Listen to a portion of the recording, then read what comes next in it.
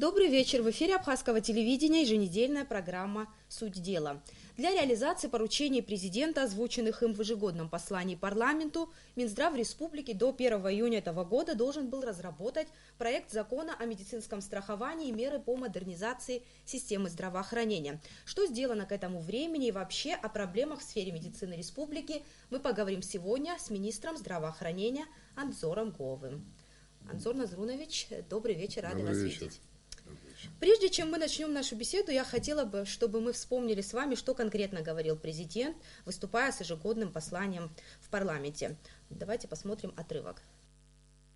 Мы должны избавляться от неэффективных расходов, оптимизировать сеть больниц, поликлиник и других лечебно-профилактических учреждений, за счет этого обеспечить дальнейший рост зарплат медицинских работников, а главное повысить качество медицинского обслуживания. В этой связи необходимо принять в окончательном чтении проект закона о здравоохранении и приступить к разработке законопроекта о медицинском страховании, которые создадут правовую основу деятельности системы здравоохранения и изменят систему финансирования лечебных учреждений в рамках оказания ими гарантированного объема бесплатной медицинской помощи. Срок реализации поручения Минздраву истек 1 июня, как мы знаем. В первую очередь хотелось бы узнать, готов ли проект закона о медицинском страховании, о котором уже так много разговоров в обществе? Ну, для начала скажем так, что там не только это озвучивалось, это в ежегодном послании были озвучены сроки модернизации и оптимизации работы системы здравоохранения. В этой связи я могу вам сказать то, что поэтапно вводится в эксплуатацию больница, это Гудаутская больница введена в эксплуатацию частично. Введена в эксплуатацию вторая очередь республиканская больница и поликлиническое отделение. Также сейчас после ремонта водоснабжения в туберкулезной больнице будет она тоже введена.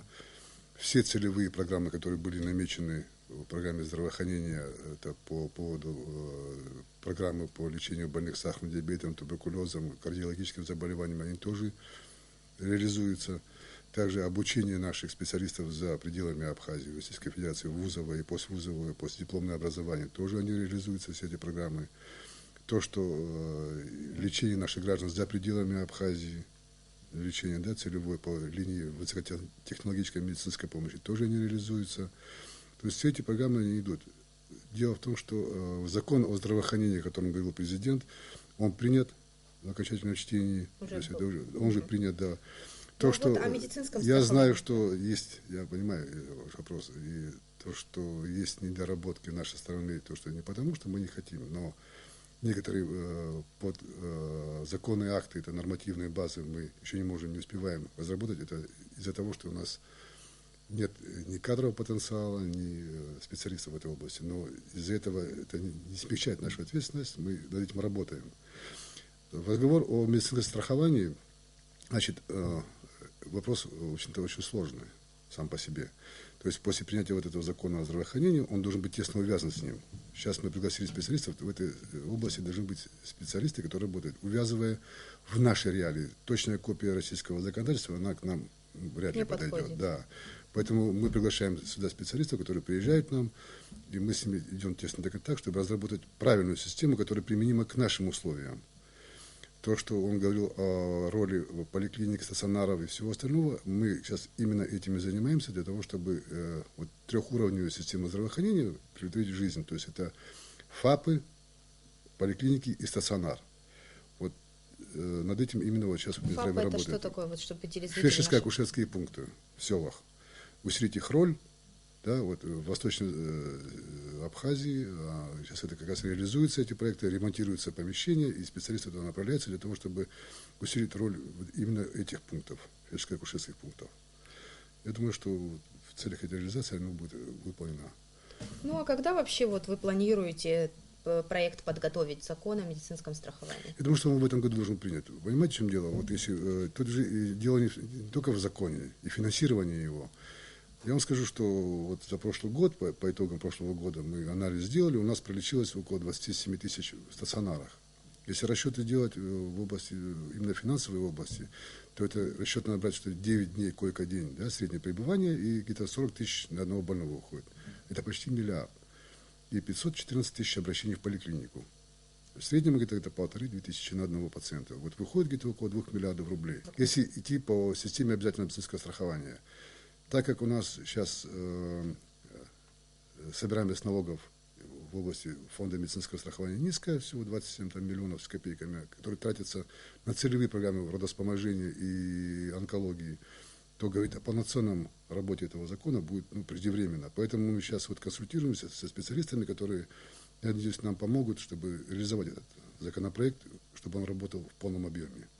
В случае вот принятия этого закона речь идет там о лечении наших граждан в России? Да, конечно, по этим полюсам, да, это общегражданские российские полюса, по которым наши граждане могут выезжать за пределы Абхазии и лечиться по именно этим полюсам. Он будет обеспечен именно по предъявлению нашего загранпаспорта. Здесь будет выдаваться. Документ уже подготовлен. Там 2 базовых документа именно по обязательному медицинскому страхованию и обеспечению лекарствами льготной категории граждан. Это инвалиды и пенсионеры наши.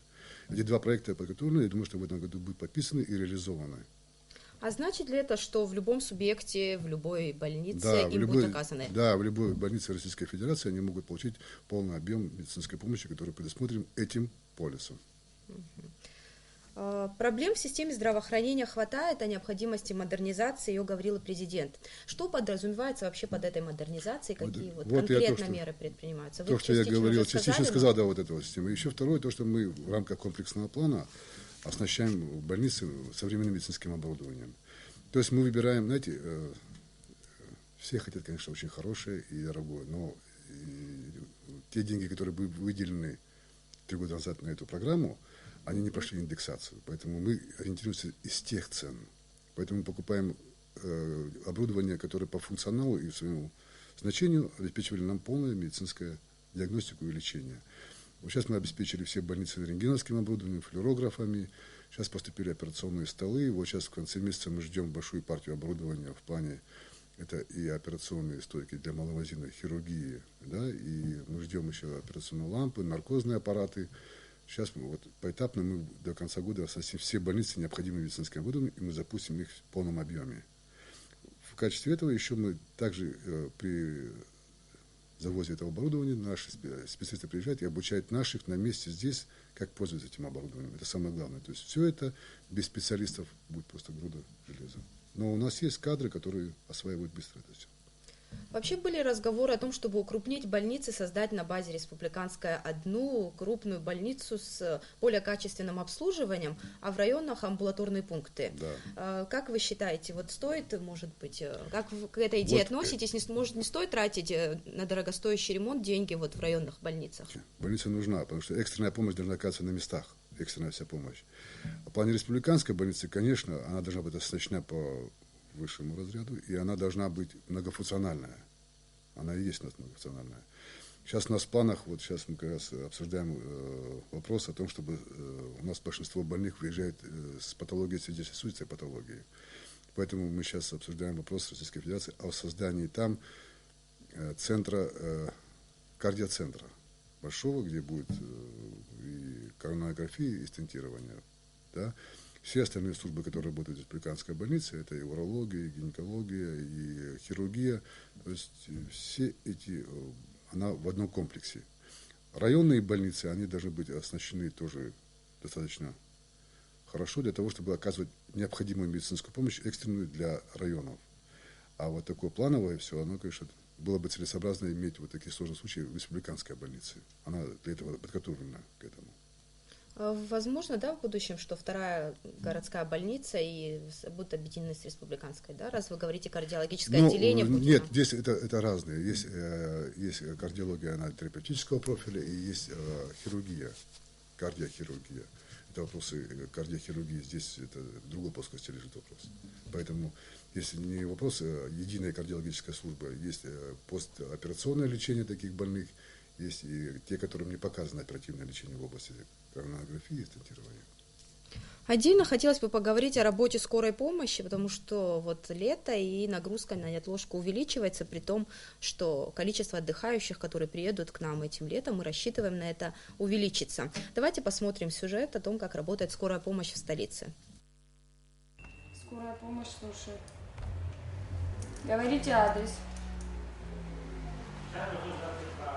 Сотрудникам скорой помощи скучать не приходится. Около 50 вызовов в день. Причем сбор бригады, состоящей из врача, фельдшера и водителя, начинается уже во время звонка.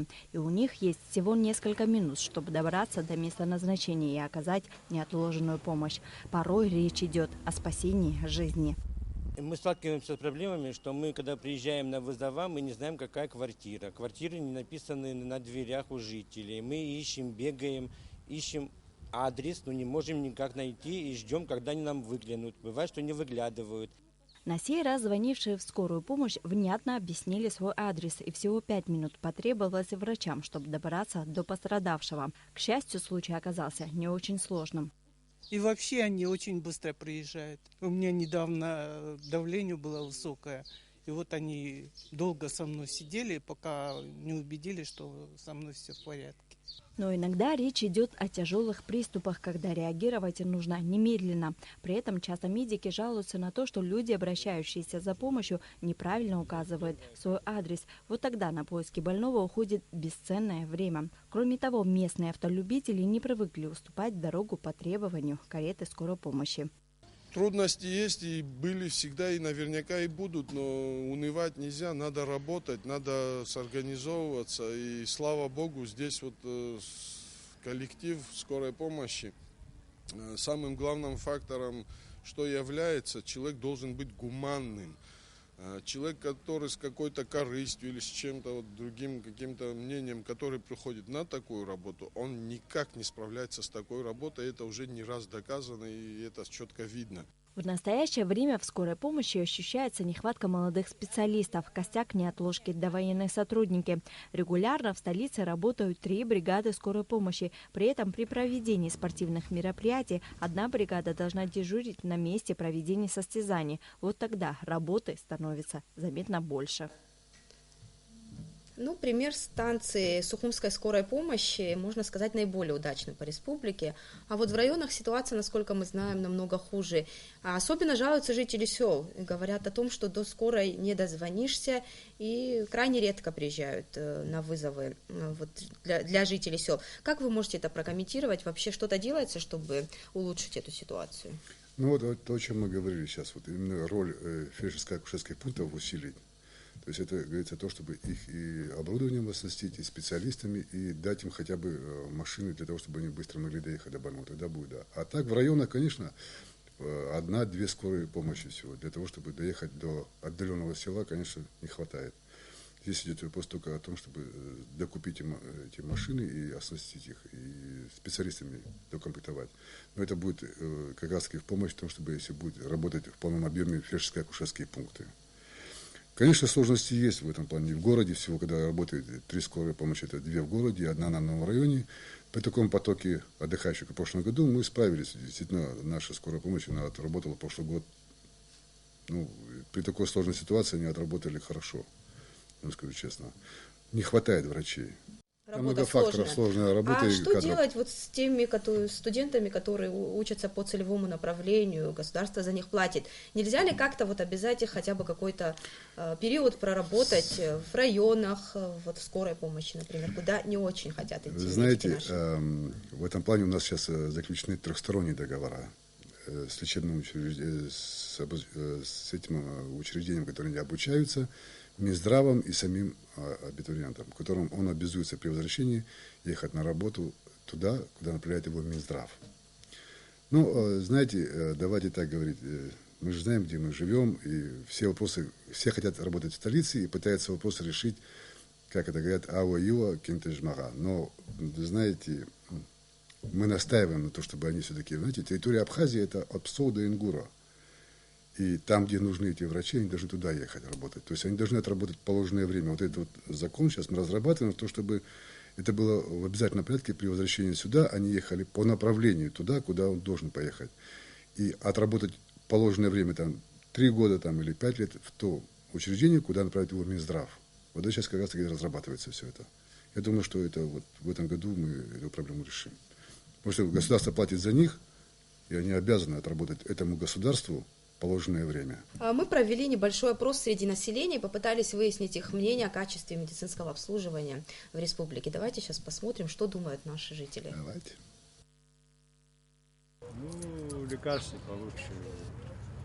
Не совсем дорого, чтобы было. Ну, кто-то, конечно, недоволен бывает. Кто-то бывает хорошо отзывается. Кто-то говорят наши анализы, которые, вот, допустим, здесь там раковые или что, говорят, что это подтверждение и Москва, и все это самые. И хорошие отзывы. У моей племянницы были такие проблемы здесь с лучшим врачом Абхазии. Пришлось выехать. Они просто неправильно соединили ей, у нее кисть была поломана. И чуть она руку не потеряла. Очень было дорогое лечение. Вообще государство мне хотело помочь, но москвичи захотели живые деньги. Мы заплатили очень большие деньги, но руку мы все-таки восстановили. Наши врачи, наверное, мне кажется, что они систематически должны повышать свой уровень. В поликлинику, конечно, мы ходим, но анализы, естественно, там платные. А так говорю врачу спасибо, и как бы на этом все.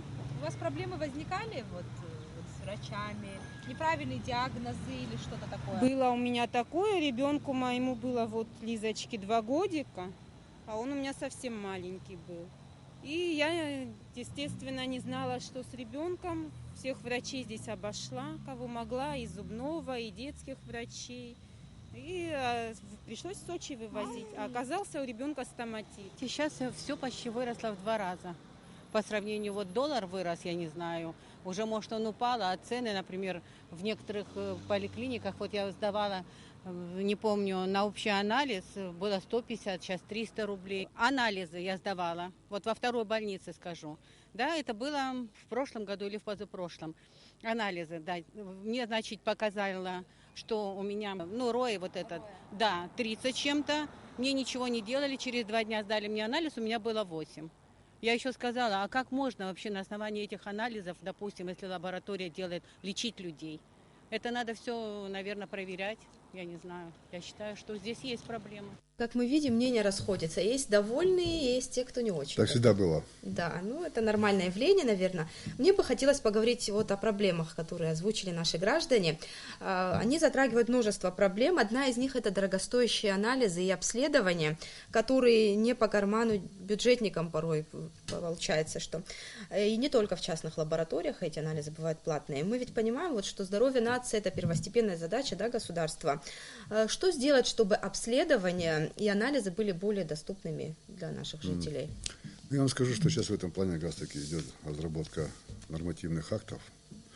Нам нужно определить категорию граждан, которые идут на бесплатно. То есть полностью все бесплатно, оно не бывает. Государство сегодня не в состоянии так обеспечить. То есть на сегодняшний день есть задача, которая нам позволила бы стационарных больных и экстренную помощь, если мы сможем сделать бесплатно, это будет на сегодняшний день то, что мы сможем сделать. Для этого, конечно, мы уже закупаем реактивы и все, чтобы эти анализы, я же еще раз повторяю, для экстренных, ургентных и стационарных больных было бесплатно. И определить круг, вот тот, да, категории граждан, которые тоже должны идти бесплатно. Это может быть неимущие, пенсионеры. Это сложный вопрос, это затратная часть бюджетная. Медицина всегда была датируемая часть бюджета. Поэтому вот сейчас, если мы сможем это определить, то это будет наш большой успех, конечно. То, что платные анализы, частные лаборатории, здесь ценовую политику регулирует только сам хозяин лаборатории. Здесь мы не влияем. В государственных оно должно быть. То есть должны быть и льготники, вот то, что я говорю, для того, чтобы это все было. А государство, то, что возможно делать, оно делает для этих пациентов. Я вас уверяю в этом. И если просто сам больной благодарит от себя, это другой вопрос. То есть надо разделить эти вещи. Мздоимство и то, что у нас на Кавказе всегда бывает, да, благодарность, это 2 разные категории. Надо вот это вот четко понять. То, о чем говорили граждане, что там ошибки, вы знаете, в медицине не бывает все как по маслу. Как среагирует больной после операции на лечение, это никто не знает. А вообще наши врачи несут ответственность в случае неправильного диагноза? Конечно, все случаи эти, они рассматриваются на коллегии Минздрава и принимаются меры. Поэтому у нас ежегодно практически конференции бывают. Наши врачи выезжают на сертификационные курсы, на повышение квалификации, на конференции. У нас ежегодно выезжают наши врачи. И довольно-таки успешно. Ну вот в случаях, когда вот вынесен неправильный диагноз и Нет, неправильный диагноз, это, знаете, не бывает никаких, знаете, чудес в свете. Мы такие же живые люди, как и все. Да, у нас многие заболевания протекают атипично, потому что это не только здесь, это и в России, и в Европе, везде некоторые заболевания протекают. То есть это не то, что не точный диагноз, это просто несовершенство нашей диагностики. Ну, врачебная ошибка же, никто не застрахован от нее. Никто, ни один человек не застрахован. Я не знаю ни одного врача. Должны же они нести ответственность. Вот закон, который сейчас принят, он и предполагает вот этот вот закон, он идет совместно с Гражданским кодексом, который будет позволять нам применять меры, которые именно врачебных ошибок. А так, чтобы сказать, чтобы какой-то врач скажет сегодня мне, что он ни разу не было у него каких-то казусов, ну, это не бывает. И поэтому больные должны с пониманием к этому относиться. Я считаю, что, знаете, не бывает чудес. Организм человека как реагирует по-разному совершенно. Вот пациентка, которая говорила, что сегодня у нее был анализ вот столько, через 2 дня прошла другое. Вполне естественно, это может быть такое. Я бы хотела сейчас вам предложить посмотреть еще раз отрывок из послания президента, где как раз он говорит о необходимости выведения из тени бизнеса в системе здравоохранения и о возможности введения в республике платной медицины. Речь идет о внедрении новых форм организации здравоохранения, в том числе оказании услуг частной медицины и постепенное повышение количества официальных платных услуг в медучреждениях страны. Пора переходить к цивилизованной системе оплаты за оказание медицинской помощи. Это позволит вывести из тени доходы лечебных учреждений, увеличить заработную плату врачам и медперсоналу и решить вопрос обеспечения лечебных учреждений расходными медицинскими материалами. При этом у граждан должен быть выбор – пользоваться бесплатными или частично оплачиваемыми услугами государственного здравоохранения, либо прибегать к возможностям частных медучреждений. Как мне кажется, введение частично платной медицины может изменить качественно ситуацию в сфере здравоохранения. Как вы думаете? Ну, как раз-таки мы сейчас... немного об этом поговорили. Как раз сейчас нами разрабатывается тарификация платных услуг. То есть мы пока говорим о применении платных услуг к лицам, приезжающим в Абхазию. То есть это иностранные граждане, которые приезжают в Абхазию, которые должны свое лечение оплачивать или по добровольному медицинскому страхованию. То есть вопрос очень-то непростой. Вы знаете, я вас уверяю, что я до сих пор говорю, что есть категория граждан, да, поликлинические отделения и все остальное должно быть платным. Это естественно. Другое дело, вот то, что я говорил, экстренная помощь, она должна быть бесплатная. Это во всем мире она бесплатная, и она должна оказываться до введения. Как только мы вот разработаем этот тариф, да, вот этот закон нам позволит это делать. Здесь надо еще понять, кому платить. То есть должна быть категория и граждан, то, что я говорил, мало этого, еще и врачи, которые могут иметь право работать на платных услугах. Я думаю, что наше мнение в Минздраве, что должно быть стаж работы определен, да, и категория врача, который может вести прием платный. Это сложный вопрос, поэтому сегодня говорить то, что вот ввести просто платные услуги, знаете, сегодня люди говорят, одни говорят, вот будет тариф, мы знаем, заплатили, и мы знаем, за что заплатили. Ну да, как только ты повесишь эти тарифы вот так вот просто, да, необдуманно, да, это может другая категория скажет, вот, вы ввели тарифы, все у нас платное. То есть здесь надо очень аккуратно подходить к этому вопросу. Я считаю, что так вот наскоком этот вопрос решать нельзя. Надо его досконально обсудить, это должны быть круглые столы, мнения, и все-таки категория, та, которая может быть оплатить, она должна быть выявлена. Ну и государство с себя снимет часть расходов, да, по обеспечению больницы и медицинских государство, работников. Минздрав всегда будет ответить за каждого пациента, который приходит в лечебное учреждение. Это не снимает ответственности с нас за каждого пациента, который приходит к нам. Мы за все в ответе. Честно говоря, надо сказать, что есть определенный уровень недоверия среди населения к врачам. Именно поэтому, наверное, многие выезжают за пределы республики, и не только в Россию, но и даже в Грузию. Давайте сейчас посмотрим мнение наших жителей об этом процессе, о том, что наши граждане уезжают в Грузию на лечение. Ну, по необходимости, наверное, ездить. Если медицина у нас на высшем уровне, чем в Грузии, наверное, не поехали бы. Иногда, если человек смотрит, ему осталось только последний этап, наверное, там и реклама есть, что последний этап, что врачи там больше специалистов, больше надежды, что человек выжил. Смотря на это, наши Иногда тоже, которые без руки, без ноги, как спасение, туда тоже ездят. Хотелось бы, конечно, чтобы они никуда не уезжали, здесь все делалось. Это у каждого, наверное, абхазца есть, чтобы никуда не выезжать, все здесь. Зачем лишние расходы и куда-то ездить, когда это все можно здесь осуществить? Интересно, как Минздрав относится к этому процессу? Вопрос, знаете, вопрос выезда в Грузию, имеете в виду, или выезда за пределы? Да, в Грузию, именно в Грузию меня интересует. Вы знаете, Минздрав никаких официальных отношений с Минздравом Грузии не имеет. И иметь не может. По той причине, до тех пор, пока не будет основной вопрос урегулирован, мы никаких отношений с Минздравом Грузии не имеем и иметь не будем. Это однозначно. Запретить больному ездить на лечение в Грузию мы тоже не можем. Знаете, это частная инициатива, но ни направлений, ни рекомендаций мы не даем. У нас есть стратегический партнер Россия, куда мы можем направить больного на лечение, и государство оплачивает это лечение ему в Российской Федерации.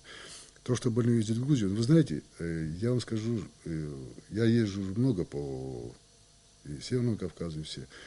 Вот я знаю, что из Осетии больные некоторые выезжают в Кабардино-Балкарию. Из Кабарды ездят в Ставрополе, из Ставрополя в Краснодар, из Краснодара в Москву, из Москвы в Европу. Эти процессы, они везде есть. И мы не исключение из правил. Поэтому больные уезжают туда, где они надеются получить помощь. Здесь осуждать их я ни морального, никакого права не имею. Знаете, больной всегда, как говорится, цепляется за соломинку. Осуждать его за то, что он поехал в Грузию или в Израиль или в Европу, как можно осудить больного? Вы скажите, что стоит человеческая жизнь? Она бесценна вообще. Для того, что он поехал в Грузию, это дело каждого. Осудить, я думаю, что его нельзя. Наша задача в том, чтобы здесь получить полное медицинское... Но нет такой страны, где все можно было получить в одном месте. Нет такого. Некоторые заболевания, они лечатся не только не у нас не могут лечить, но и в России, они уезжают в Европу. Это везде. Мы не исключение из правил.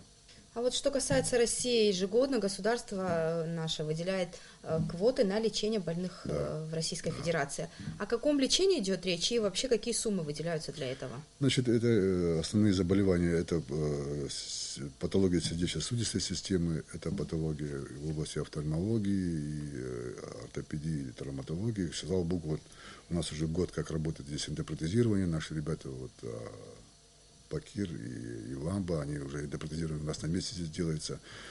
По офтальмологии вот у нас есть и глазное отделение у Татьяны Павловны, есть еще есть отделение окулист. Но есть заболевания, которые мы здесь просто не осиливаем, поэтому отправляем на лечение в Россию. У нас есть ряд лечебных учреждений, которые заключен у нас договор, и туда отправляем на лечение.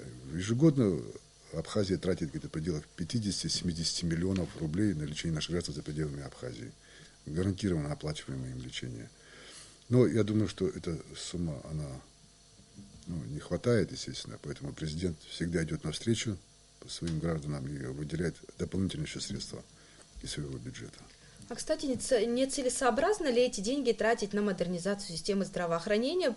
Возможно, это в будущем помогло бы большему количеству Ну вот как раз таки граждан. я об этом до этого говорил, как раз то, что мы сейчас в планах у нас есть, то, чтобы создать здесь отделение кардиохирургии, то есть это к этому. Эндопротезирование мы уже здесь ввели, окулист, глазные заболевания здесь лечат, то есть катаракта и все.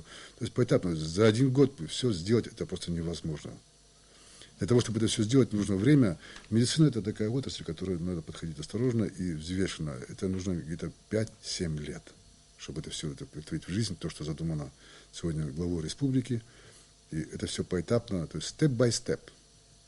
Ну, вы как раз и подвели итог нашего разговора. 5-7 лет нужно, на реализацию. Да, реализацию всего этого проекта. Конечно, это тот минимум, который должен быть. Потому что мало того, что оснастить это оборудование, нужно еще обучить кадры. У нас, к сожалению, вы знаете, между старшим и поколением, которые сегодня врачи пришли, молодые, возрастной такой промежуток очень большой. Это не по нашей вине. Это то время, когда после войны была блокада. В это среднее поколение врачей, оно у нас выпало, к сожалению. Поэтому вот тот плавный переход, как везде бывает, от старшего к младшему поколению, он у нас прервался. И вот молодое поколение, которое пришло, оно очень хорошее поколение. У нас есть молодые врачи, которые талантливые, я вам говорю честно, это талантливые и довольно-таки Образование ездят везде на конференции, везде оперируют и лечат здесь. То есть они повышают свою квалификацию. Но опыт приходит с годами. В медицине это личный опыт. То есть, вот знаете, можно закончить институт и что угодно, но пока ты не столкнешься один на один с больным, и не выходишь его, не повеличишь, эти процессы все равно должны быть своевременно происходить. Поэтому здесь нужны годы. Вот это поколение, вот эти 12-14 лет, мы были в Благаде, не сказались на нас, но я вижу, что вот наши врачи стараются, и молодые довольно-таки, они очень перспективные, и я вижу в них будущее наше, то, что они смогут притворить в жизнь того, чего мы уже не успеем. Ну, к сожалению, мы уже в том возрасте, когда, скажем так, пора уже знать отдых. И нам нужно плавно это передать им в руки. Поступательное движение должно быть. Если этого не будет, тогда все застынет. Оно должно быть поступательным. Поэтому надо вовремя всегда передать эстафетную палочку молодежи нашей. Она у нас талантливая и хорошая. Спасибо вам большое, Анзор Назрунович, что нашли время прийти к нам. А нашим телезрителям я напоминаю, что мы говорили о реализации поручений президента Министерства здравоохранения. Я прощаюсь с вами до следующей недели.